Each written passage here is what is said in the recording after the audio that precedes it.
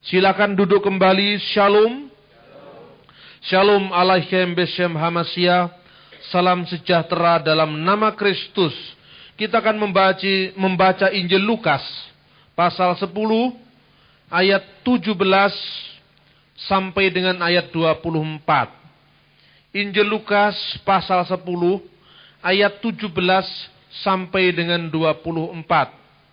Kita akan membaca secara berbalas-balasan. Kembalinya ke-70 murid.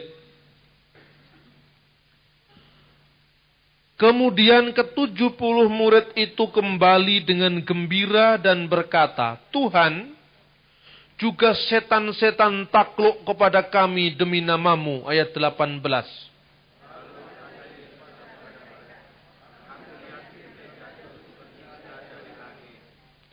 Sesungguhnya aku telah memberikan kuasa kepada kamu untuk menginjak ular dan kalajengking, dan kuasa untuk menahan kekuatan musuh, sehingga tidak ada yang akan membahayakan kamu.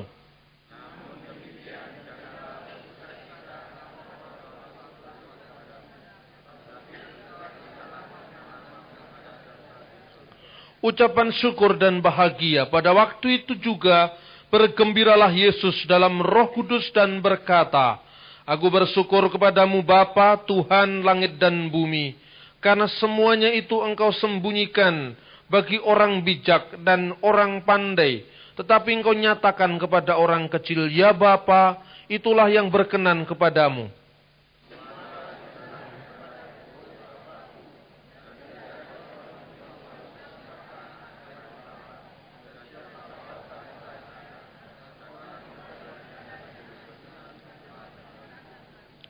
Sesudah itu berpalinglah Yesus kepada murid-muridnya tersendiri dan berkata, Berbahagialah mata yang melihat apa yang kamu lihat.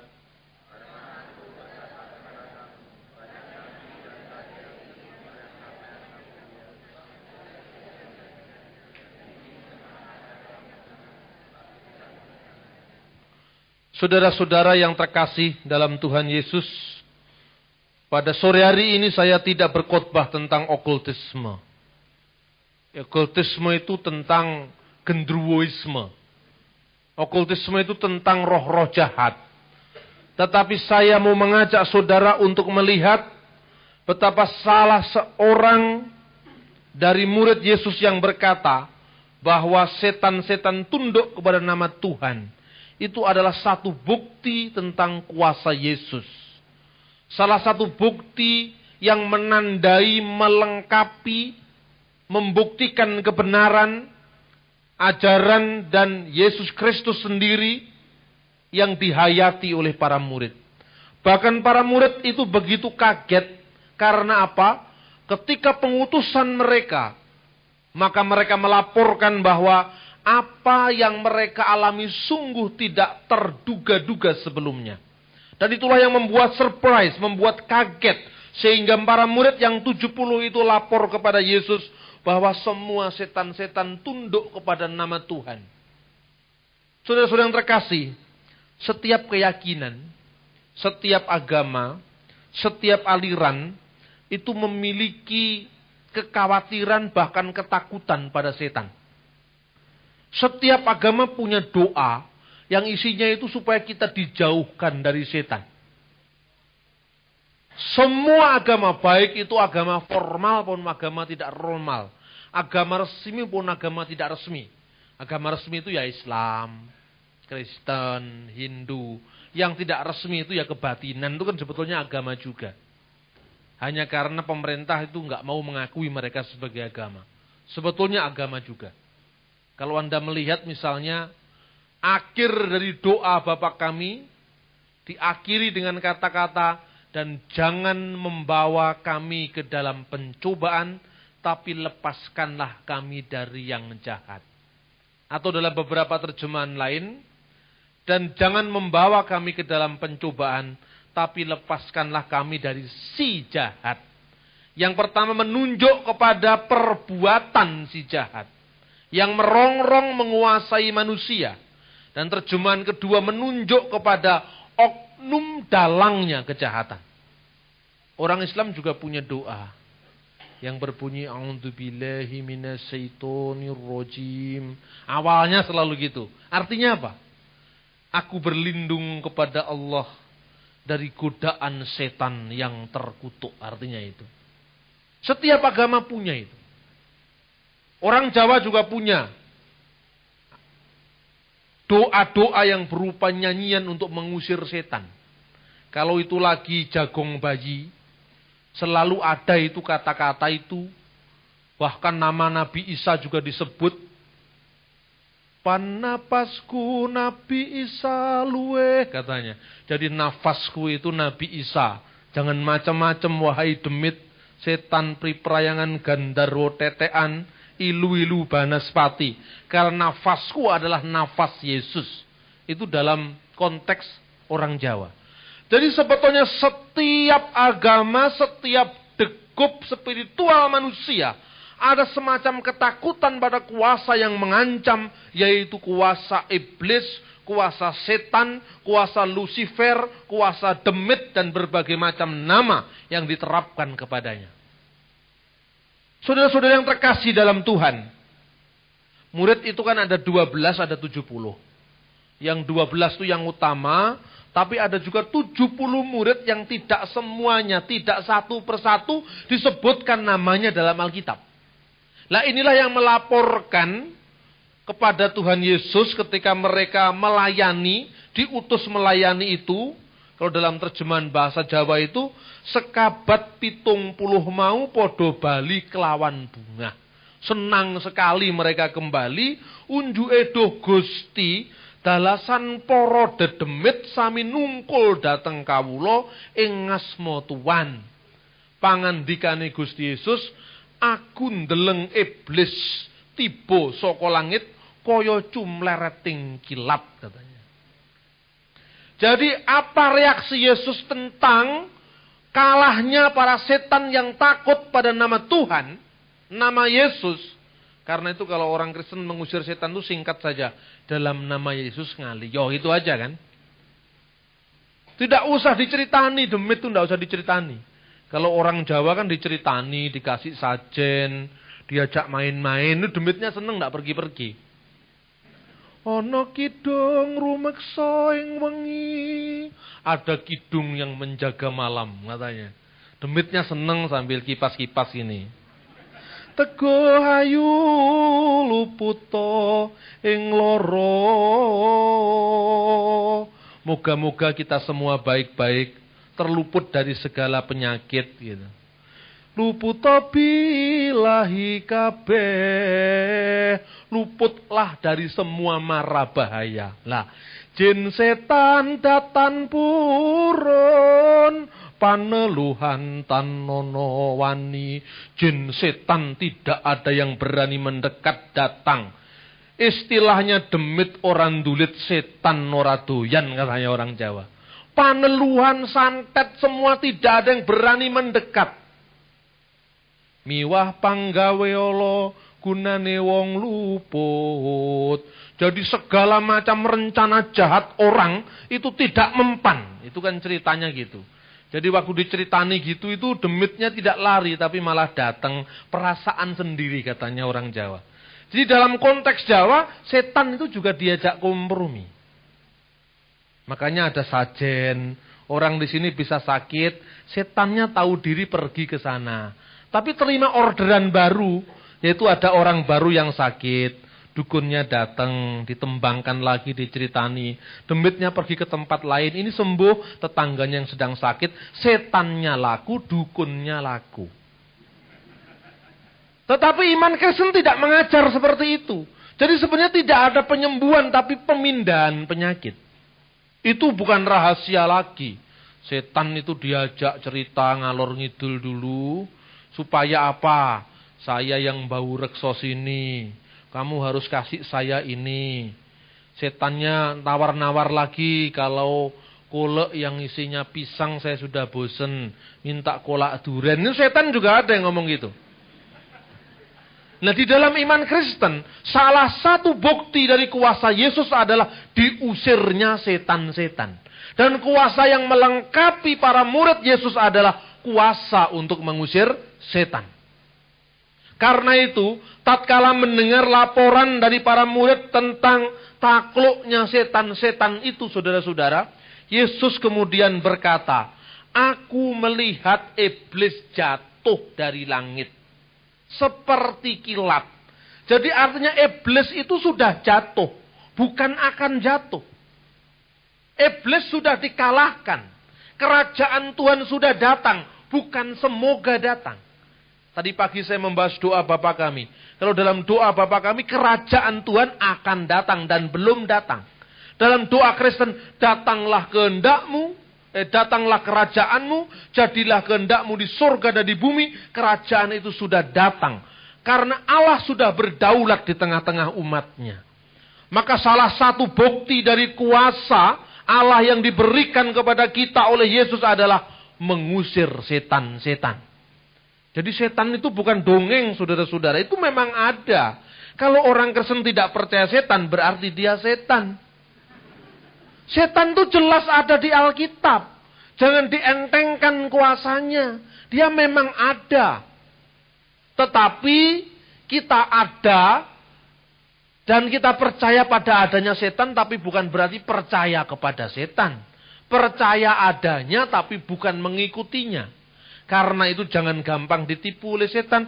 Karena setan itu adalah mbahnya para penipu. Bapak segala pembohong dan pendusta. Makanya kelihatannya main-main ciamsai di Gunung Kawi. Sebetulnya itu permainan setan. Di Gunung Kawi kan ciamsai itu kan orang itu pada ngobyok-obyok ini. Kemudian turun apa? Nah, nasibmu baik pada hari Rabu Kliwon. Makanya Selasanya dia tidak mau kerja. Kerjanya cuma hari Rabu. Itu kan sebetulnya tipu daya iblis. Untuk supaya kita dibatasi oleh mereka.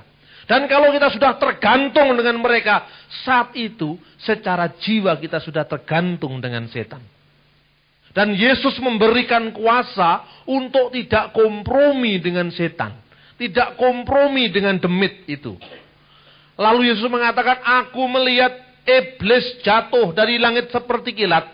Ini mengingatkan Yesaya pasal 14 ayat 12. "Bagaimanakah engkau? Karena engkau sudah jatuh dari langit, wahai putra fajar." Wahai bintang timur putra fajar. Bintang timur putra fajar itu bahasa Ibraninya sebetulnya Heilil bin Sakhar. Bintang timur putra fajar. Kalau di dalam bahasa Latin itu adalah Lucifer. Lucifer itu bintang timur. Lucifer putra fajar. Lucifer kue mane orie baris. Jadi Lucifer kue mane orie baris itu artinya Lucifer anaknya, Lucifer bintang timur anaknya fajar. Dalam bahasa Jawa dikatakan, "Kepriye dene kowe nganti tiba saka langit, he lintang panjer esuk anake Bang-bang wetan." Bukan anaknya Bambang Wetan, bukan. Bang-bang. Saya tersinggung, nama saya disebut bapaknya iblis. Bang-bang, bukan Bambang. Anake Bambang Wetan itu artinya nalika langit ring Bang Wetan wus katon raino dening sunaring yang Bagaskara, katanya Pak Dalang. Itu kalau pagi-pagi itu ada cahaya dari timur. Itulah kisah di mana perumpamaan setan. Jadi bukan bintang timurnya itu setan, tapi setan itu seperti bintang timur. Kenapa seperti bintang timur? Karena ketika Yesaya menulis kisah tentang Lucifer, ingat, Lucifer itu kata Lucifer itu tidak ada dalam Alkitab bahasa Indonesia. Tidak ada dalam Alkitab bahasa Ibrani aslinya. Tetapi ada di dalam Alkitab terjemahan Vulgata yang dikerjakan oleh Santo Hieronymus, Alkitab resminya Gereja Katolik. Jadi orang Protestan itu pinjem namanya demit dari orang Katolik. Karena kita tidak usah anti Katolik, karena kita juga dipengaruhi oleh Katolik, itu wajar. Karena kita ini saudara seiman. Amin. Apa yang menyebabkan setan itu diibaratkan dengan bintang timur putra fajar? Lintang panjerisuk, anake gagat rino atau anake bang-bang wetan. Karena gambarannya, pertama, setan itu bukan musuh yang seimbang bagi Allah. Amin. Setan itu sebetulnya tidak ada apa-apanya di depan Allah itu. Namanya juga memedi. Memedi itu medeni. Sebetulnya kalau kita tidak wedi, ya tidak apa-apa. Tidak ada Anda baca di koran Jawa Pos kecuali itu di Kismis di RCTI itu. Tidak ada Anda baca di Jawa Pos di Kompas orang mati ditekak demit, nggak ada. Demit itu tidak bisa membunuh kita. Yang bisa mematikan kita, menghidupkan kita hanya Tuhan saja. Bukan setan. Karena itu jangan takut pada setan. Karena setan itu bukan musuh yang imbang bagi Allah. Maka digambarkan dalam Alkitab. Dan itu menurut kesusastraan bangsa Israel kuno. Bangsa Kanaan kuno. Itu digambarkan. Karena setan itu tidak pernah berani dengan Allah. Maka dia selalu main belakang dengan Allah. Karena itu kalau hamba-hamba Allah menjadi lalai. Maka setannya masuk. Digambarkan. Yang namanya bintang timur itu kan selalu muncul sangat terang pada waktu subuh. Makanya di dalam Alkitab bahasa Arab diterjemahkan Juharot bintus subuh. Bintang timur anaknya subuh. Anaknya waktu subuh. Itu sangat terang bintangnya ada di timur. Sangat terang dan bintang itu semakin meninggi seolah-olah mau menunjukkan kuasanya. Inilah saya yang paling terang, yang paling benderang, yang paling bagus, yang paling bisa menjawab permintaan-permintaanmu. Sewaktu mereka naik, begitu kira-kira mulai jam 6 pagi, matahari itu muncul, maka yang namanya bintang timur itu cahayanya pudar oleh cahaya matahari. Diibaratkan Allah itu adalah surya pagi dari tempat yang maha tinggi. Digambarkan dalam Lukas pasal 1 ayat 78. Dia adalah surya pagi dari tempat yang maha tinggi. Seolah-olah Allah itu mengejar setan yang lecek tadi. Karena dia selalu tidak berani face to face berhadapan muka. Makanya dalam surat Yakobus mengatakan, kalau kamu percaya Allah itu satu, itu baik. Katanya surat Yakobus. Katanya Rasul Yakub. Kalau kamu percaya Allah itu satu.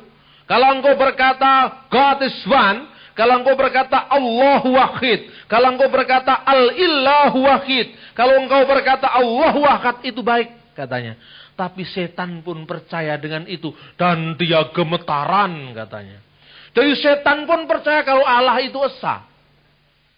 Tetapi manusia yang mau menyembah setan berarti manusia yang keblinger. Kenapa wong setan sendiri percaya kalau Allah itu esa, kok kita mau dihapusi oleh setan? Ya kan logikanya kan setan tuh logikanya selalu jungkir balik. Saya mengalami, mungkin saya pernah cerita pada persekutuan malam ketika doa di sini awal-awal gereja Alfa Omega ini. Saya punya pengalaman itu belum lama saya ini jatuh cinta pada Tuhan Yesus. Saya selalu berpikir rasional. Karena memang itu ciri-ciri orang itu kan masing-masing begitu. Suatu saat saya diajak pelayanan seorang hamba Tuhan. Untuk mengunjungi orang yang kerasukan demit. Itu kalau di desa-desa kan banyak. Mungkin kalau di kota demitnya sudah semakin canggih. Bisa jadi dolar, bisa jadi wanita cantik. Bisa jadi macam-macam. Tapi kalau di desa demit itu benar-benar medeni. Waktu datang. Itu ada anak kecil suaranya parau kayak orang tua. Jadi rupanya disusupi, dirasuki oleh setan. Suaranya parau tua dan dia menyalahkan orang yang punya anak itu. Salahnya sendiri. Anak saya main-main kok diganggu katanya gitu. Jadi rupanya itu memang dimasuki setan. Lalu saya ini spontanitas saja. Saya waktu itu ya belum banyak belajar Alkitab, masih ikut-ikutan kemana-mana gitu. Saya mikir, setan tuh enaknya saja. Secara hukum kita tidak salah. Dia tidak tahu kan. Salahmu sendiri kenapa kamu tidak minggir. Saya bentak begitu. Karena apa? Kalau kamu tahu dan kamu sudah tahu kalau manusia tidak bisa lihat kamu. Kamu yang bisa lihat manusia. Kenapa kamu tidak minggir? Salahmu sendiri kok menyalahkan kita. Loh, saya cuman begitu tuh enggak berdoa saya, saudara. Saya belum pengalaman itu. Tuhan tuh macam-macam ya caranya. Tiba-tiba begitu saya bentak demitnya gitu, itu orang kerasukan, anak kerasukan tuh langsung pek gitu jatuh. Dan dia kemudian kejat-kejat tuh takut saya, takut mati. Setelah itu kemudian dikasih minum, orang itu sembuh. Langsung di sana saya diundangi suruh kesaksian. Pak, bagaimana? Demit dibentak kok bisa lari belum didoakan? Saya juga nggak tahu itu. Kenapa begitu saya tidak tahu. Ini yang sering kali. Jadi pengalaman itu jangan didoktrinkan. Saya punya pengalaman seperti ini apa dikata. Jadi kalau ketemu dengan setan dibentak saja, tidak usah didoakan. Jangan begitu. Pengalaman itu masing-masing orang lain-lain. Jadi jangan pengalaman didoktrinkan. Dulu saya Pak menerima Kristus karena saya sakit Pak. Lalu saya disembuhkan. Jadi kalau orang mau terima Kristus harus sakit dulu dan disembuhkan. Tidak bisa. Ada orang yang tidak sakit dan menjadi pengikut Kristus. Jadi pengalaman rohani itu bersifat personal. Tidak bisa didoktrinkan. Nah ini seringkali kan begitu. Orang yang pekerjaannya soal dukun terus. Kemudian ketika jadi Kristen semakin spesialis masalah dukun. Tidak usah Anda tiru-tiru. Kalau memang tidak punya talenta di situ, tidak usah ikut-ikut. Nanti malah salah. Anda punya talenta yang lebih baik, misalnya talenta penggembalaan, lakukan penggembalaan.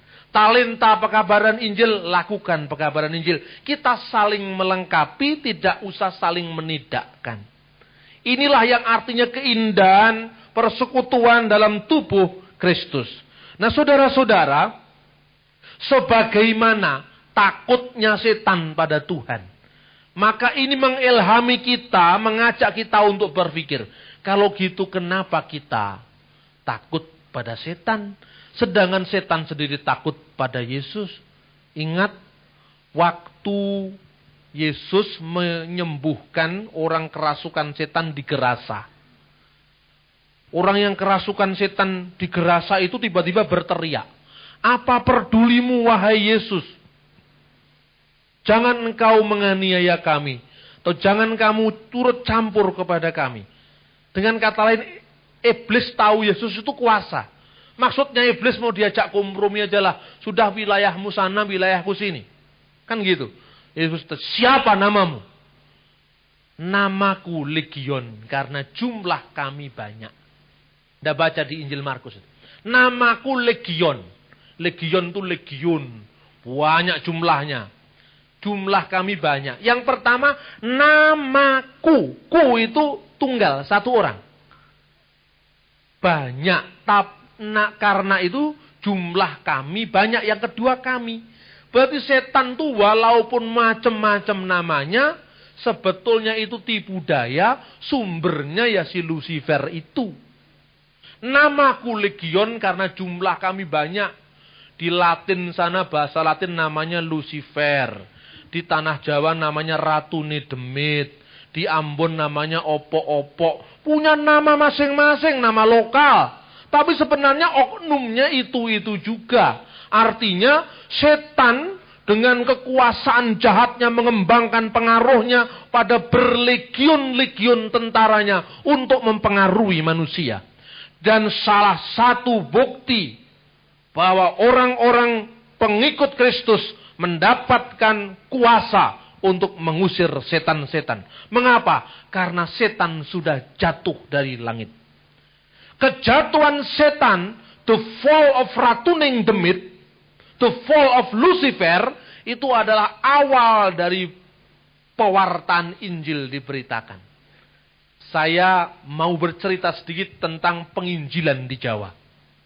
Banyak sekali kita tinggal di Jawa Timur, tinggal di Jawa, tapi kita tidak tahu bagaimana sejarahnya Injil diberitakan di Jawa.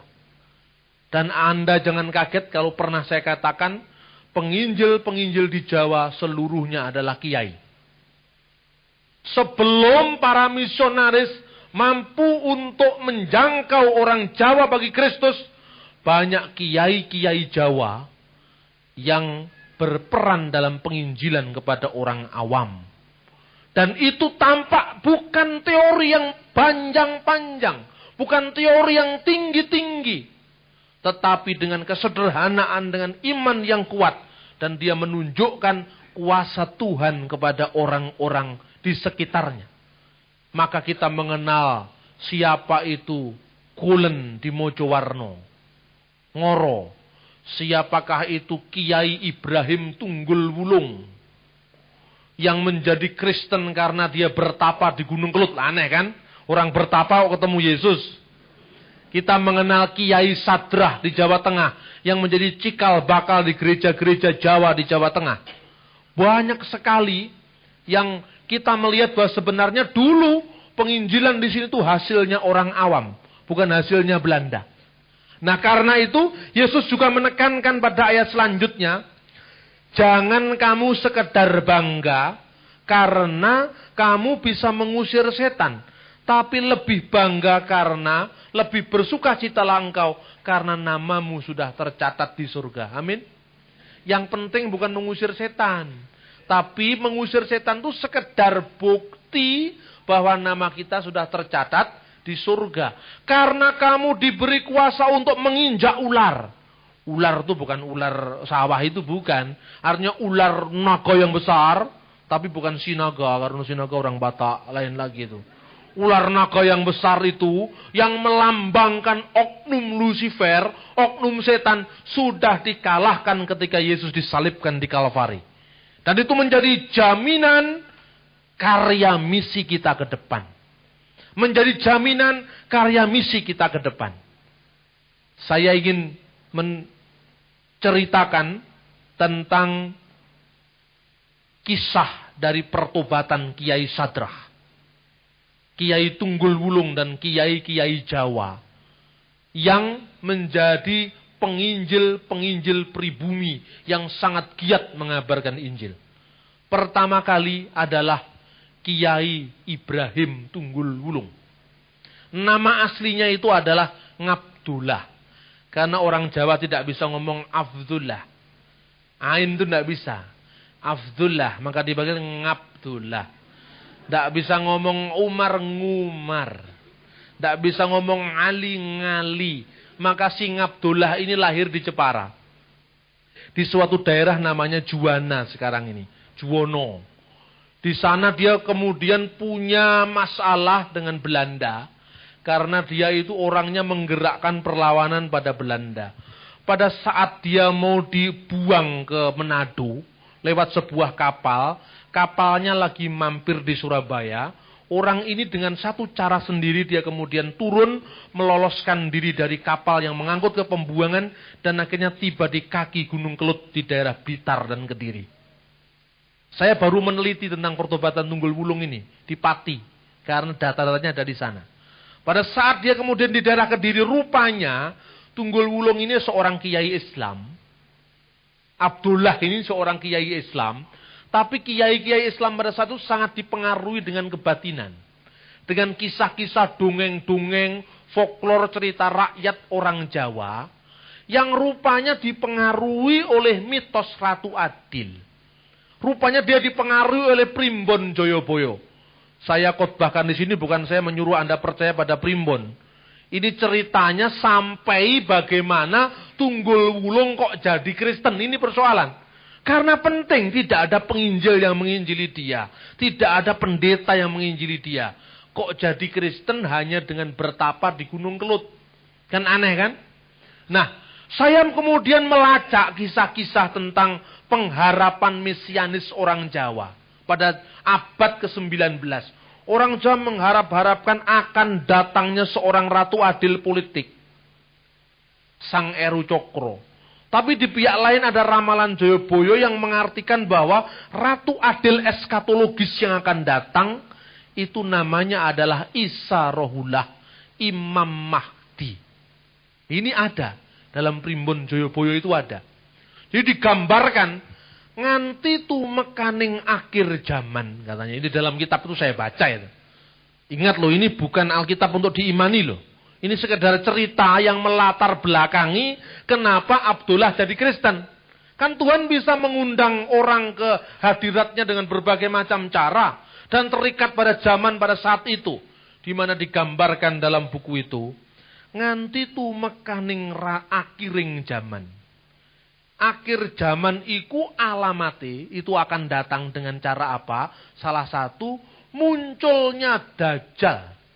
Dajjal, Anda tahu Dajjal itu antikristus. Yang dicatat dalam surat Yohanes itu. Antikristus. Antikristus itu bahasa Inggris Antichrist, bahasa Yunani Antikriston, bahasa Arabnya Masihid Dajjal. Jadi Dajjal itu akan datang pada akhir zaman. Yang bisa mengalahkan Dajjal ini Nabi Isa Al-Masih.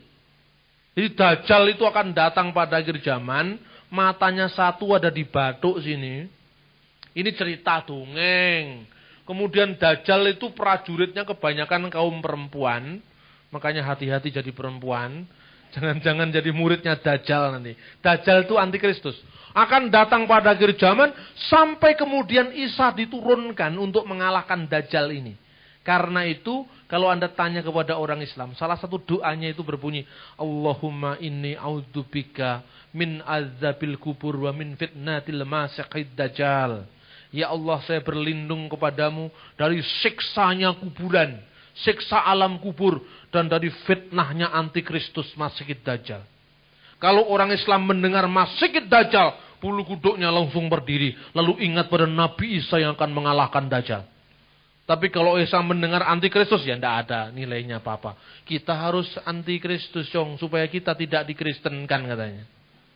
Jadi bahasa itu penting pengaruhnya. Artinya ya itu juga. Antikristus itu ya Dajjal itu. Nah, rupanya cerita eskatologi Islam, kedatangan Isa pada akhir zaman itu mempengaruhi orang Jawa. Tekane Dajjal, Jomak Jujo. Nah, ini orang Jawa. Jomak Jujo itu Ya'jud wa Ma'jud bahasa Arab. Bahasa Ibraninya Gog dan Magog. Itu di kitab Wahyu itu. Gog dan Magog itu diarabkan Ya'jud dan Ma'jud. Jadi Ya'jud itu Gog, Ma'jud itu Magog. Wa itu kan dan Ya'jud wa Ma'jud karena ilatnya orang Jawa jadi Jomak Jujo. Seperti orang Jawa menyebut la haula wala quwata wolo kuwato. Ini kan orang Jawa gitu. Memang tidak bisa ya tidak salah lah, biar saja isone ngono. Lah Jomak Jujo datang lalu kelabang kures. Lah ini kelabangnya itu yang panjang itu binatang kaki 1000 itu lambangnya setan itu masih ditambahi kures lagi. Kures itu suku Nabi yang sangat kafir, mengkafiri ajaran yang benar. Lalu jaran ireng anyepai gunung-gunung, yaiku Prabu Jayabaya katanya. Jadi Prabu Jayabaya akan datang, Sang Eru Cokro nganti kukuting jaman, rawuhe Kanjeng Nabi Isa Rohullah dadi Imam Mahdi, Ratu Adil akhir zaman. Ini cerita ini yang sangat mempengaruhi Abdullah sampai kemudian dia mencari-cari Ratu Adil itu siapa. Coba, tidak ada pendeta loh ini yang cerita. Makanya sebetulnya pendeta itu harus menghormati kebudayaan. Karena dengan kebudayaan kita sering dibukakan pintu masuk agar Injil diterima di setempat tanpa mengalami gejolak. Kemudian dia naik ke Gunung Kelut, kok yang dilalah kersaning Gusti Allah. Dia ketemu dengan seorang pertapa wanita, namanya Endang Sampurnawati. Ini bukan komik, ini sejarah. Ini sejarahnya Jawa menjadi Kristen. Sejarahnya Jawa Timur menerima Injil. Sampai di sana, kagumlah Sang Abdullah ini dengan pertapa perempuan. Apa yang engkau cari Kisana? Saya mau bertemu dengan Ratu Adil. Kenapa harus di Gunung Kelut? Karena Prabu Jayabaya pernah berjanji akan datang dan memelihara abdinya di sini. Dongeng lagi ini, tanpa tahu dongengnya masyarakat Kediri kita tidak tahu ceritanya ini. Jadi ketika katanya Jayabaya itu hilang, katanya orang Jawa, muksa. Padahal itu salah itu. Muksa itu kan artinya manusia yang sudah manunggal dengan Tuhan dalam terminologi Hindu. Muksartam jagat hitayas caiti dharma itu dalam bahasa Hindu. Tapi orang Jawa diarani muksa, ya wis karep-karepe lah. Salah-salah titik ya biar itu. Kemudian ketika Jayabaya itu musnah hilang, dua abdinya Yang pertama namanya Kiai Doko. Dan yang dua adalah Kiai Doho. Kiai Doho itu artinya jadi demitnya kota Kediri. Namanya adalah Butolo Coyo. Tanya orang Kediri mesti tahu itu. Tanya ini. Di depannya hotel Penataran itu ada keluarga Tan Kun Sui. Itu orang Tionghoa yang sangat-sangat mengembangkan kebudayaan Jawa pada saat itu, pada zaman Belanda. Namanya Tan Kun Sui. Sekarang ahli warisnya menjadi teman saya, orang Katolik. Namanya Dr. Sucahyo Gani. Jadi saya banyak menerima naskah-naskah Tan Kun Sui itu, ada yang bahasa Cina, ada yang bahasa Jawa, ada yang bahasa Belanda, itu ada dari Dokter Gani ini. Nah, digambarkan ketika Butolo Coyo menunggu kota Kediri, katanya orang sana danyange kota Kediri. Lalu satunya Kiai Doko itu menjadi tunggul wulung, bendera hitam kebiru-biruan menunggu Gunung Kelut. Lah menurut dongeng lagi, katanya Joyoboyo akan datang lewat Gunung Kelut. Maka si Abdullah ini pergi ke Gunung Kelut, ketemulah dengan Endang Sampurnawati, anaknya Bupati Kediri. Tujuannya sama, saya mau menyongsong Ratu Adil katanya. Ya sudah, kita naik bersama-sama. Tapi zaman dulu, orang ilmu ketemu dengan orang ilmu, mengadu ilmu. Karena setan kan suka mengadu orang, seperti mengadu jangkrik. Dia tanya, wahai Kisana, siapa namamu? Nama saya adalah Abdullah. Dan saya sekarang menjadi tunggul wulung.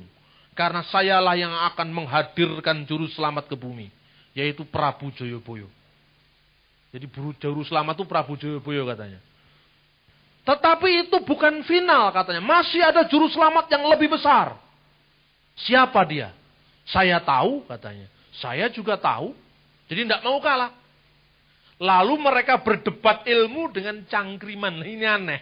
Abad 19 itu memang aneh-aneh. Banyak orang aneh-aneh. Dia tanya. Coba kamu tebak ilmu saya.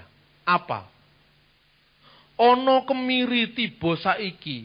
Kena dijupuk dek wingi. Apa? Seperti anak kecil dolanan itu. Ono kemiri, ada buah kemiri. Jatuh sekarang. Tapi bisa diambil kemarin. Apa? Si tunggul wulung bisa jawab itu. Oh gampang katanya. Terus satunya lagi. Kalau gitu kamu juga jawab pertanyaan saya apa? Ratu Adil rawuh mertamu. Tamu bagekake kang ditamoni. Sebiting tanpa sangu. Apa? Tamu datang. Ya bertamu. Ratu Adil itu datang bertamu. Anehnya. Yang bertamu itu malah menyilahkan yang ditamui. Jadi bukan monggo-monggo itu bukan dari tuan rumahnya. Tapi justru Ratu Adil itu datang untuk menyilahkan pada tuan rumah. Dan satu catatan. Sepeser pun dia tanpa bekal. Siapa dia? Dua-duanya spontan menjawab. Kanjeng Nabi Isa Rohullah. Loh kok bisa? Diuraikan ilmunya. Ada kemiri jatuh kemarin. Tapi jatuh sekarang. Tapi sudah dapat dipetik kemarin. Artinya apa? Seluruh nabi-nabi di dunia ini mengharapkan kedatangan Isa Al-Masih sebagai juru selamat. Dia adalah Ibrahim, Musa, Daud, Sulaiman. Semua mendatangkan Isa akan datang sebagai juru selamat. Tetapi sebelum juru selamat datang, Ibrahim, Musa, Iska, Ismail sudah keburu mati. Lalu ketika Yesus datang, sekarang inilah orang-orang yang menjadi pengikutnya itu menyambut dia. Tapi karena Ibrahim yang mendahuluinya yang datang kemarin, sudah benar-benar mengharapkan kedatangan sang penyelamat, maka dia ikut diselamatkan. Artinya kemirinya walaupun baru tiba saiki, juru selamatnya walaupun baru datang sekarang, tapi Ibrahim yang mengharapkan namanya, Iska yang mengharapkan kedatangannya, Ismail yang menyerukan kedatangannya, Daud, Salomo yang menginginkan kedatangannya, diselamatkan oleh Isa Al-Masih. Coba gak ada pendeta yang ngajar loh ini. Siapa yang ngajar? Saya percaya Roh Kudus yang mengajar. Amin. Loh ini sejarah saudara. Lalu ganti ditanya. Siapakah Ratu Adil yang datang bertamu? Isa Al-Masih. Kok bisa?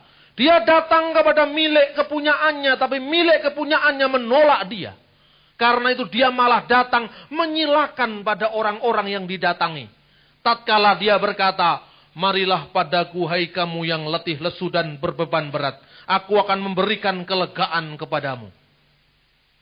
Sebiting tanpa sangu. Dia datang bukan sebagai raja. Raja dunia. Dengan segala macam bondo, bandu, kekayaan. Tetapi dia datang benar-benar sebagai seorang yang papa. Agar dia bisa mengangkat kepapaan dan kemiskinan kita. Kedua orang sepakat kalau gitu.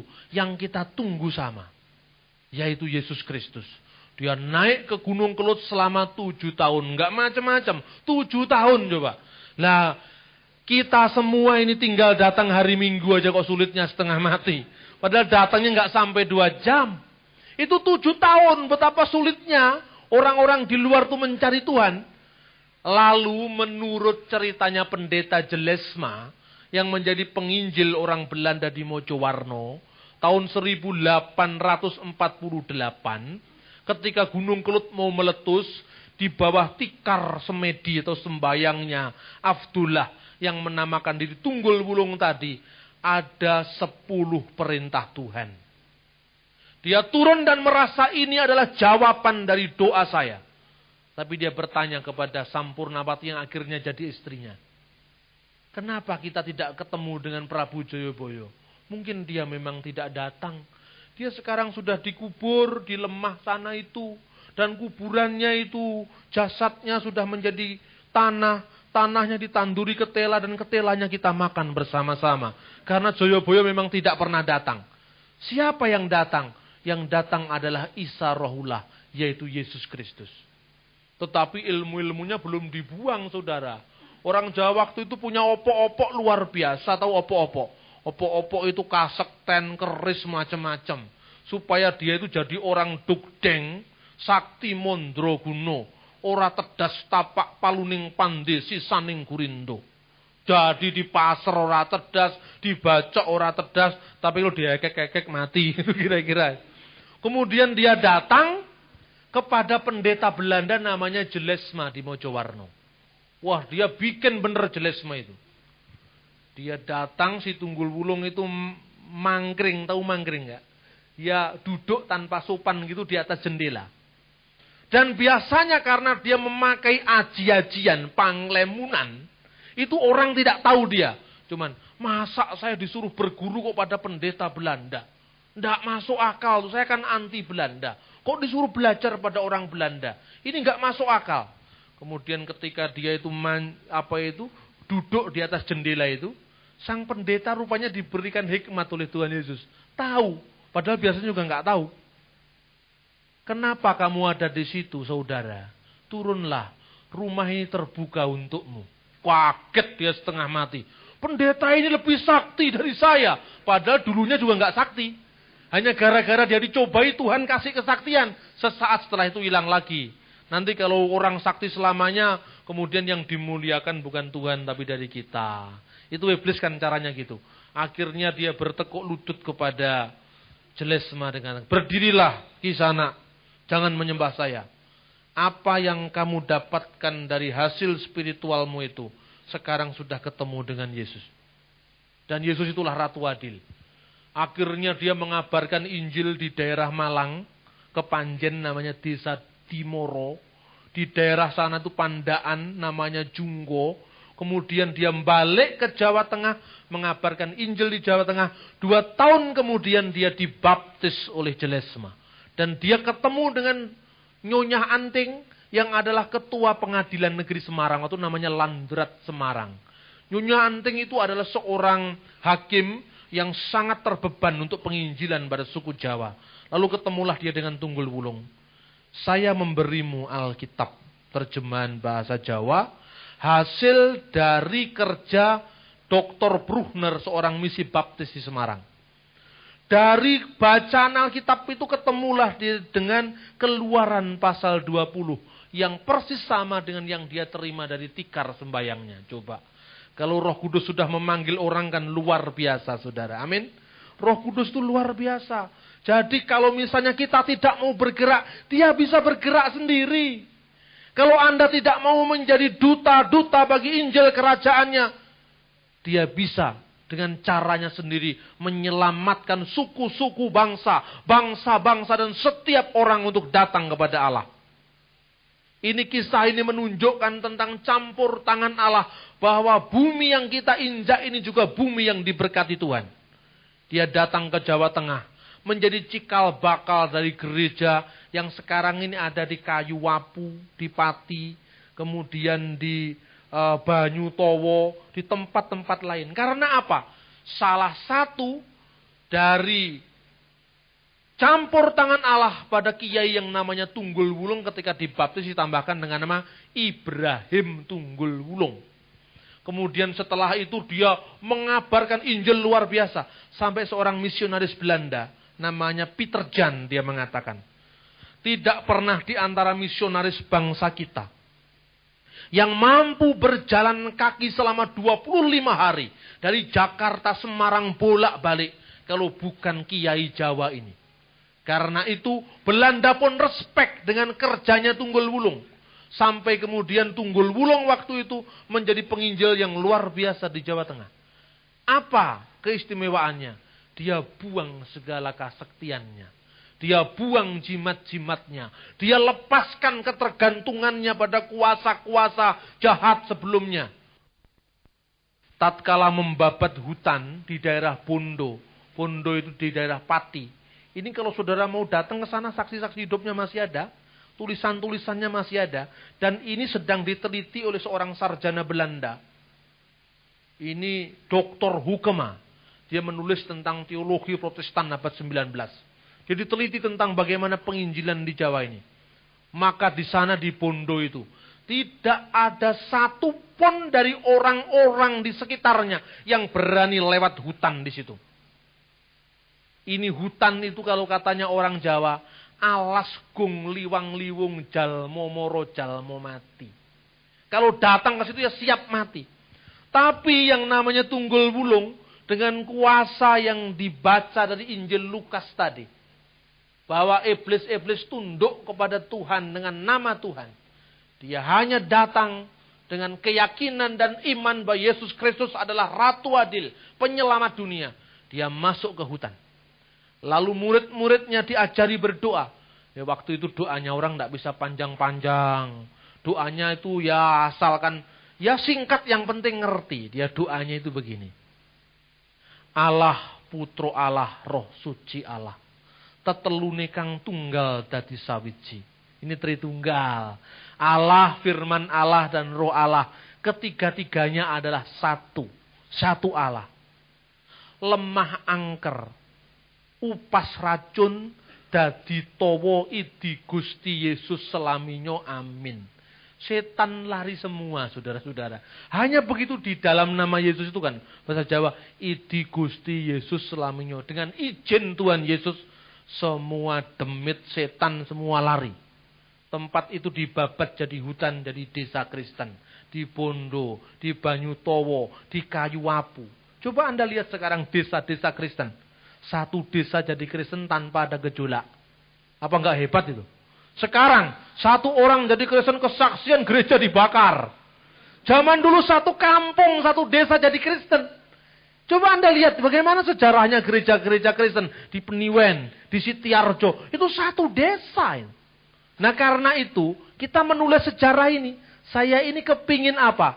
Orang Kristen menghormati karya Roh Kudus yang telah terjadi di negeri ini. Sebagai apa? Sebagai modal kita, landasan kita, cermin kita untuk mewarisi semangatnya ke depan. Orang Islam kan punya lagu. Lir-lir tandure wes sumilir tak ijo royo-royo. Itu kan sebetulnya cerita dakwahnya Sunan Kalijogo. Kita tidak punya sunan di Jawa ini. Tidak punya, makanya saya bikin sunan. Kulen, penginjil di Mojowarno, saya angkat namanya jadi Sunan Kulon karena kebetulan dia orang Belanda. Lalu kita ciptakan, ini sudah diterbitkan Andi Offset. Sejarahnya Kiai Sadrah lah itu. Nanti akan terbit lagi dalam bentuk komik. cerita untuk anak-anak sekolah minggu. Sejarahnya Kiai Tunggul Wulung. Sejarahnya Kiai Paulus Tosari. Ini kan kita tidak mengenal sejarah penginjil di negeri kita sendiri. Kalau orang Batak punya Nomensen, orang Ambon punya Yosef Kam, maka orang Jawa juga punya rasul-rasul yang sebetulnya rasul-rasul lokal. Tunggul Wulung, Sadra, Tosari itu orang-orang lokal yang sebetulnya mereka dipakai Tuhan secara otodidak luar biasa. Nah, saudara-saudara yang terkasih dalam Tuhan, pertanyaan sekarang. Kenapa justru di Gunung Kelut Tunggul Wulung ketemu Yesus? Nah ini. Kok enggak di gereja ketemunya, kan aneh. Ke Gunung Kelut kok ketemu Yesus itu ini kamus teologi dari mana ini? Sekolah teologi mungkin enggak bisa jawab ini. Kenapa ke Gunung Kelut kok ketemu Yesus? Oh, ada cerita yang lebih tragis lagi. Seorang carik di Jawa Tengah. Carik itu sekretaris desa. Namanya Mas Karyo Dikromo. Nah, ini saya data-data model begitu. Karena memang saya teliti. Mas Karyo Dikromo digambarkan seorang yang suka mencari ilmu-ilmu tua. Dia datang ke pantai selatan untuk minta restu Nyai Roro Kidul. Coba bayangkan. Dia bertapa di pantai selatan. Tapi yang terjadi karena ketulusan hatinya. Ada suara berkata, ono swaro tanpa rupa dumeling hetole enggal tangyo. Apa sing kok karepke wis teka. Golek ono bocah angon gawane sodolan nang parane mengalor. Iku kang bakal nuduhake marang kowe dalan kang bener lan becik. Wahai anak, bangunlah. Carilah yang bernama Sang Gembala. Yang senjatanya adalah sodolanang. Lah ini misionaris Belanda nggak bisa mengartikan sodolanang itu artinya apa. Itu perumpamaan orang Jawa. Ke daerah utara, karena daerahnya Kiai Sadrah itu. Di sanalah kamu akan ditunjukkan jalan yang benar. Kemudian dia datang kepada Kiai Sadrah. Rupanya Kiai Sadrah itu dulu juga lulusan pesantren di Jawa Timur. Ini menarik ceritanya seperti komik tapi fakta ini. Ketemu di Jawa Timur setelah dia tamat dari pesantren di Ponorogo. Dia disuruh berguru pada guru ilmu namanya Kiai Kurmen di Semarang. Kiai Kurmen dalam sebuah perdebatan terbuka telah dikalahkan oleh Tunggul Wulung. Ketika dia minta, Pak Kiai, saya mau jadi murid Anda. Tidak usah. Tidak usah. Karena saya sudah menjadi murid dari guru saya. Siapakah dia? Kiai Tunggul Wulung. Ilmu apa yang tuanku miliki? Ilmu Isa katanya. Ilmu Isa itu tidak perlu sulit-sulit karena kita percaya dengan iman kita akan bisa masuk surga. Ilmunya Ratu Adil Isa Rohullah katanya. Coba, ini masuk akal apa enggak? Ke Segoro Kidul kok akhirnya jadi Kristen. Coba, ini gimana ini? Kamus teologinya Lutheran, Calvinis, Katolik nggak bisa jawab ini. Ke Segoro Kidul kok ketemunya Tuhan Yesus. Ke Gunung Kelut kok ketemunya Tuhan Yesus. Ternyata apa, saudara-saudara? Itu menunjukkan penguasa-penguasa sudah dikalahkan. Penguasa-penguasa udara sudah ditundukkan. Dan saat itu terbuka Injil Kerajaan Tuhan. Kenapa di Gunung Kelut? Karena di sana ada Tunggul Wulung yang menunggu kawahnya Gunung Kelut yang sangat menakuti orang Blitar dan sekitarnya. Walaupun saya sebagai orang Blitar tidak pernah takut. Di Kediri, Butolo Coyo menurut kepercayaan sangat menakutkan orang-orang Kediri. Segoro Kidul, ada Nyi Roro Kidul. Itulah yang oleh orang-orang karismatik disebut roh-roh teritorial. Jadi roh-roh teritorial itu ditundukkan oleh kuasa Yesus. Dan sejak itu Injil diberitakan. Maka setiap pintu-pintu rumah terbuka. Pintu-pintu hati terbuka. Dan setiap orang berlutut dan bertelut. Dan mengaku Yesus Kristus adalah Tuhan bagi kemuliaan Allah Bapa. Waduh. Ini ceritanya ini kok mirip komik tapi kok sungguhan. Ini kan tokoh sejarah, saudara. Artinya bahwa kita menyilahkan Roh Kudus bekerja dalam kita semua. Bahwa dia punya cara yang ajaib. Cara yang luar biasa. Bahkan Alkitab katakan, berbahagialah karena dia sudah memberikan ini kepada orang yang sederhana, bukan kepada orang yang bijak. Diberikan kepada Tunggul Wulung, kepada Sadra, orang-orang yang sederhana, bukan orang yang bijak. Berbahagialah orang yang melihat apa yang kamu lihat. Karena nabi-nabi pun gagal melihat ini. Raja-raja penguasa pun gagal melihat ini. Karena apa?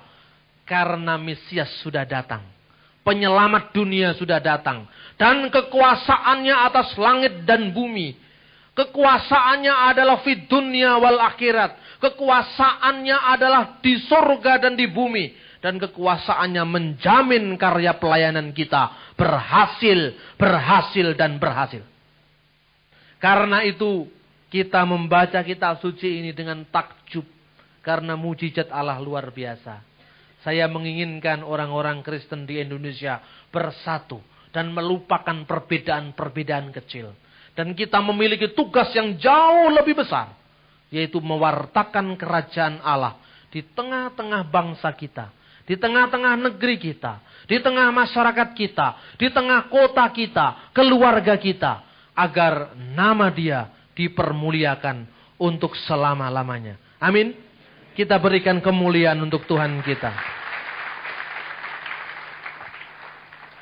Karena itu saudara-saudara, iman Kristen benar-benar terakhir memberikan kita janji yang terbukti, bahkan 1000 kali terbukti dalam sejarah.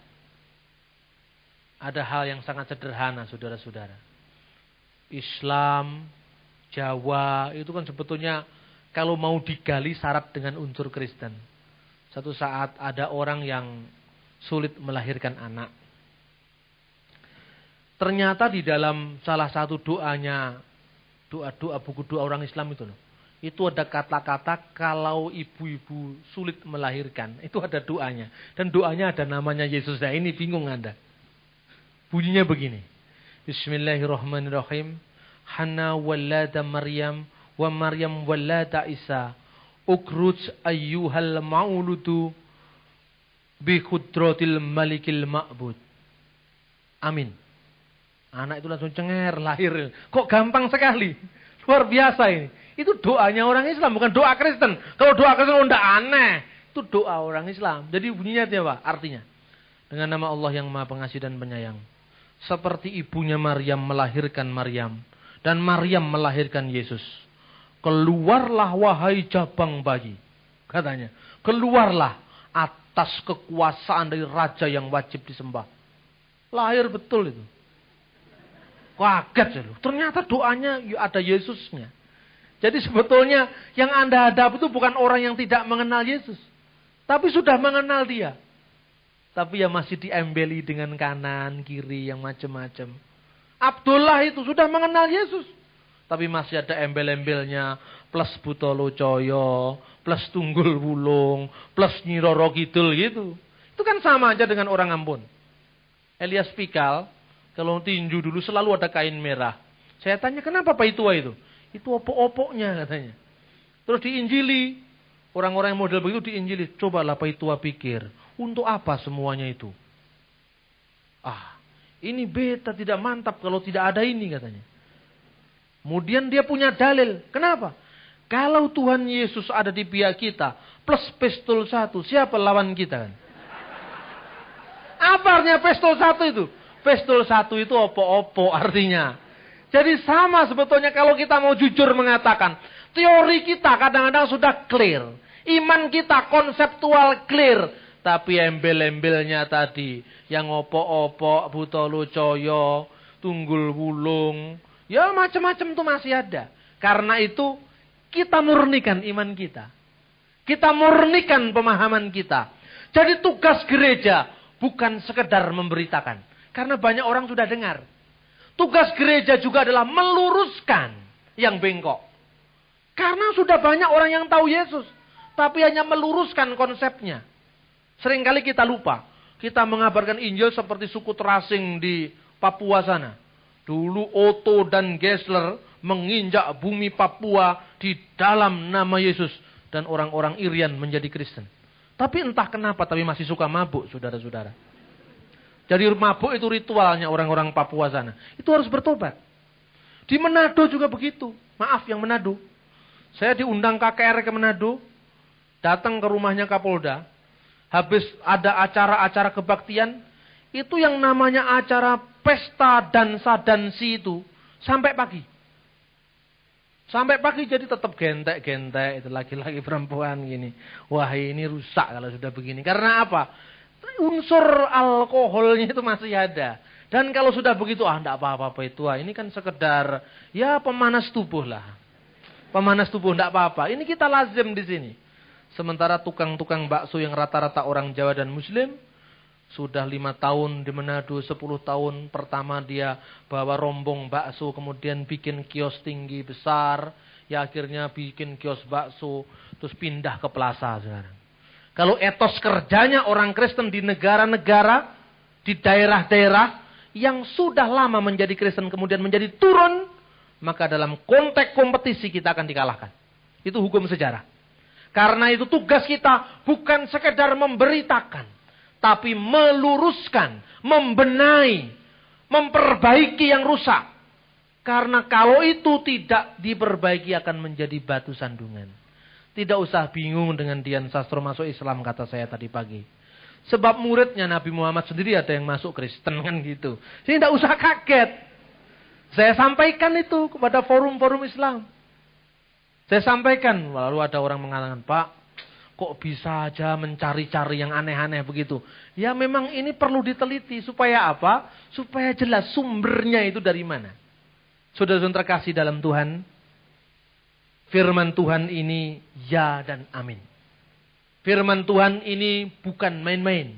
Firman Tuhan ini benar-benar kuasa yang mengubah, membarui, membangun setiap orang yang percaya kepadanya. Sehingga kuasa yang diberikan oleh Yesus melengkapi pelayanan hamba-hamba Tuhan. Itu adalah bukti nyata bahwa Roh Kudus hadir di tengah-tengah umatnya. Bahwa Yesus Kristus menyertai umatnya. Dan itu fakta sejarah. Tatkala gereja dianiaya sepanjang sejarah, saat itu pertumbuhan rohani besar-besaran akan lahir. Kalau Tuhan izinkan sebuah kejadian menimpa sebuah negeri, menimpa sebuah gereja, Tuhan izinkan gereja ini akan semakin diberkati Tuhan, semakin besar dan semakin memberkati orang-orang di sekelilingnya. Karena itu, jangan henti-hentinya, jangan putus-putusnya kita mengandalkan kuasa Roh Tuhan. Mengandalkan kuasa Yesus. Karena doa bisa mengubah segala-galanya. Harapkan pertolongannya. Dan kalau mujizatnya terjadi, di sini juga bisa terjadi. Kalau Anda mau, kalau Anda berharap dan menyeru namanya. Kiranya Tuhan memberkati kita dan semakin memantapkan iman percaya kita kepadanya. Amin.